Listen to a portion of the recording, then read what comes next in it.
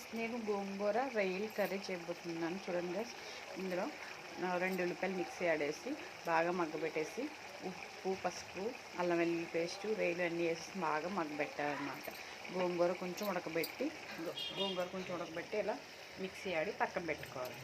బాగా మగ్గిన తర్వాత దీంట్లో కారం వేసి బాగా నూనెలో మగ్గి అప్పుడు ఆ పేస్ట్ అందులో వేయాలి. చూపిస్తాం గైస్. ఇలా కారం వేసాం కదా, ఇలా బాగా ఆయిల్లో బాగా మగ్గాలి.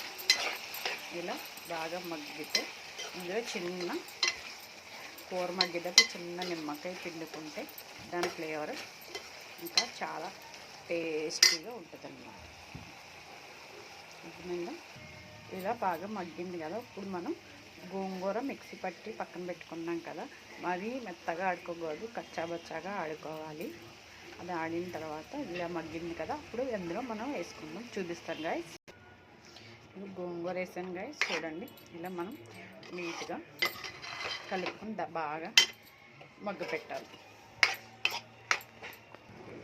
గోంగూర curry ready. Like and subscribe. మీరు ఒకసారి చూసి ట్రై చేసి మాకు కామెంట్ సెక్షన్లో కామెంట్స్ పెట్టండి. ఓకేనా? బాయ్.